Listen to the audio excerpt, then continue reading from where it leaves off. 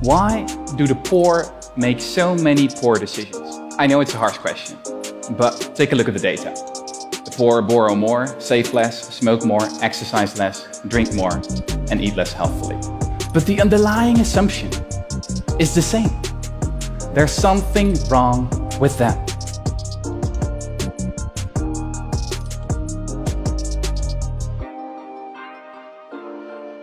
It was an experiment with sugarcane farmers. You should know that these farmers collect about 60% of their annual income all at once, right after the harvest. And this means that they're relatively poor one part of the year and rich the other.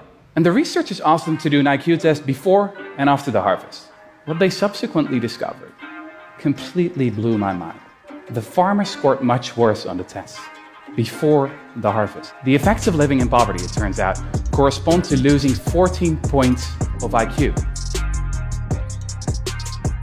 This narrows your focus to your immediate lack, to the sandwich you've got to have now, the meeting that's starting in 5 minutes, or the bills that have to be paid tomorrow.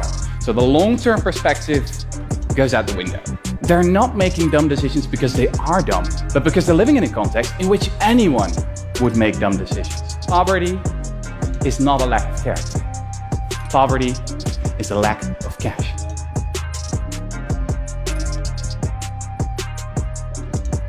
We should stop sending shoes and teddy bears to the poor, to people we have never met. It's a monthly grant, enough to pay for your basic needs: food, shelter, education. It's completely unconditional. Basic income is not a favor, but a right. The great thing about money is that people can use it to buy things they need, instead of things that self-appointed experts think they need. In Dauphin, Canada. In 1974, everybody in this small town was guaranteed a basic income. The experiment had been a resounding success. The people in Dauphin had not only become richer, but also smarter and healthier. The school performance of kids improved substantially. The hospitalization rate decreased by as much as 8.5%. Domestic violence incidents were down, as were mental health complaints. And people didn't quit their jobs. Similar results have since been found in countless other experiments around the globe, from the US to India.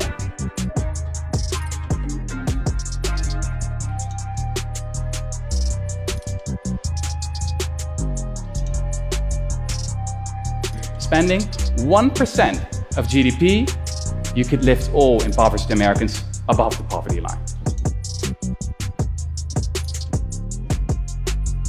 Just look at the cost of child poverty in the US, for example. It's estimated at $500 billion each year. In terms of higher healthcare spending, higher dropout rates, and more crime. You could actually eradicate poverty. Now that should be our goal.